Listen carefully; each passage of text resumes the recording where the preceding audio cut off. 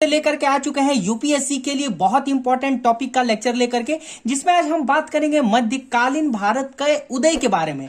अभी तक हमने पढ़ा था हर्ष का उदय, गुप्त काल को हमने पढ़ लिया और भी बहुत इंपॉर्टेंट टॉपिक का लेक्चर हो चुका है। तो अगर उसका वीडियो आपने नहीं देखा है तो डिस्क्रिप्शन में लिंक है, वहां से आप देख सकते हैं। और आज की इस वीडियो में हम बेसिकली बात करेंगे उत्तर भारत और दक्कन के कुछ प्रमुख साम्राज्य के बारे में, जो यूपीएससी प्रीलिम्स और मेंस दोनों के लिए इंपॉर्टेंट है। बेसिकली ये प्रीलिम्स में पूछा जाएगा तो इसको आप अच्छे से ध्यान देंगे, ठीक है। सबसे पहले हम बात करेंगे कि 7वीं सदी में जब हर्ष का साम्राज्य का पतन हुआ, यानी कि जब हर्ष का साम्राज्य का जब ये आपका पतन हुआ तो क्या हुआ ना कि दक्कन के क्षेत्र में, उत्तर भारत, दक्कन और दक्षिण भारत में कुछ बड़े साम्राज्यों का यहां पर हमको उदय देखने को मिलता है। और वो साम्राज्य क्या थे, यहां पर हम देखते हैं प्रमुख जो वंश थे। पहला था हमारा पाल वंश था, और दूसरा हमारा था प्रतिहार वंश था, और ये राष्ट्रकूट तो बहुत इंपॉर्टेंट है ना। और चौथा हमारा था चोल साम्राज्य था। ये जो 4 साम्राज्य है ना, ये उदय के तौर पे बहुत ही इंपॉर्टेंट तौर पे ये उदय होते हैं। किसके साम्राज्य के बाद?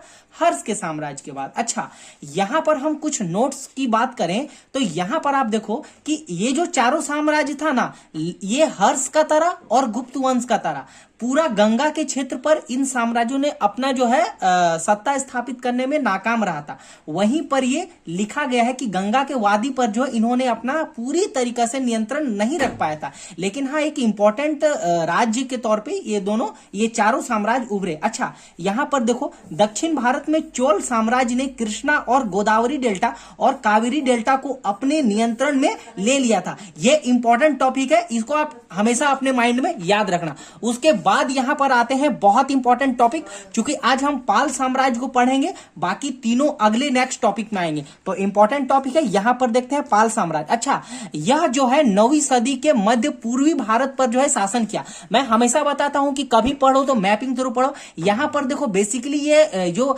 गंगा का क्षेत्र है पूर्वी क्षेत्र है, और ये देखो पूरा यहां से यहां तक आपका पाल वंश था, जो कि एक मैपिंग थ्रू हमारा याद भी होता है। उसके बाद देखेंगे इस वंश की स्थापना जो है 650 ईस्वी में किसने की थी? गोपाल ने की थी, ठीक है। गोपाल ने अपने नियंत्रण में बंगाल का एकीकरण किया और मगध मतलब बिहार तक, मगध और बिहार तक अपना साम्राज्य को देखो यहां पर ये ले आया था या विस्तार किया था। अच्छा, एक इंपॉर्टेंट टॉपिक पढ़ते हैं। बंगाल में व्यापक अव्यवस्था और अराजकता को देखते हुए जो है यहां की जनता ने गोपाल को अपना शासक चुन लिया था। यानी कहने का मतलब है कि जब किसी भी शासन में जब अराजकता फैल जाती है तो वहां की जनता विद्रोह करती है और एक स्वतंत्र शासक चुनती है। तो यहां पर आप याद रखना गोपाल के बारे में कि यह लोकतांत्रिक तरीके से चुना गया मगध का, या तो मध्यकालीन भारत का, लोकतांत्रिक तरीके से चुना गया मध्यकालीन भारत का पहला शासक था। याद रखना गोपाल के बारे में। अच्छा, पाल वंश के कुछ इंपॉर्टेंट राजाओं को हम देखते हैं।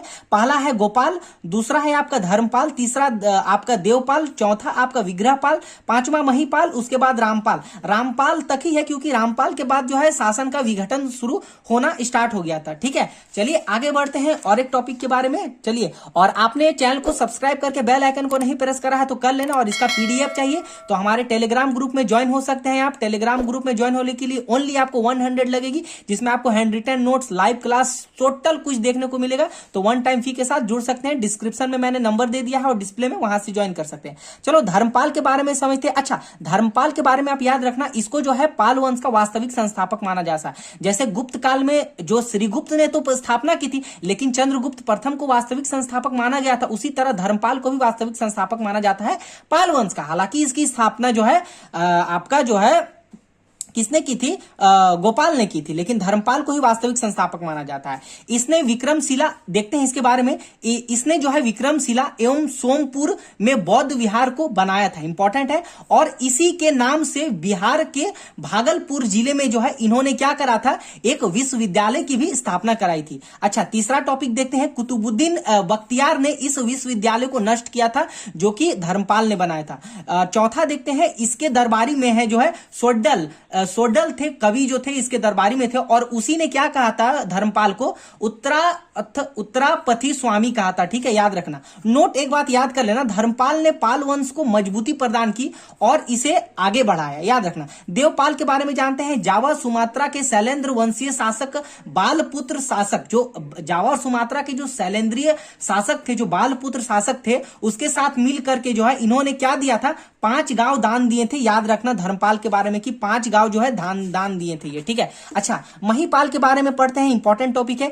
इसने चोल शासक राजेंद्र चोल से जो है पराजय जो है इसको मिला, यानी ये जो है चोल शासक राजेंद्र से इसको हार मिला था। इंपॉर्टेंट है। इसको पाल वंश का द्वितीय संस्थापक माना जाता है, आप याद रखना। अच्छा, 5वां आते हैं, कन्नौज को प्राप्त करने के क्रम में हुए युद्ध में, त्रिपक्षीय संघर्ष में जो है आप याद रखना, धर्मपाल को प्रतिहार शासक और वत्सराज राजा राष्ट्रकूट से जो है हार का सामना करना पड़ा। अच्छा, राष्ट्रकूट उस शासक का क्या नाम था जो है धर्मपाल को हराया था, उसका नाम ध्रुव था। याद रखना। अच्छा, धर्मपाल के बारे में कुछ और इंपॉर्टेंट टॉपिक पढ़ते हैं कि इसे जो है समकर यानी उचित कर लगाने वाला शासक भी कहा जाता है। ठीक है। अच्छा, दूसरा, इसे परम सौगात की उपाधि भी दी गई है। इसको किसको, धर्मपाल को। याद रखना। महिपाल के बारे में तो ये है। अच्छा, महिपाल के बारे में और एक बात याद रखना कि बौद्ध भिक्षु अतिश के नेतृत्व में तिब्बत से जो है बौद्ध धर्म का प्रचार हुआ था। यानी आप पाल वंश के बारे में इतना याद रख सकते हो कि इन्होंने बौद्ध धर्म को बहुत ही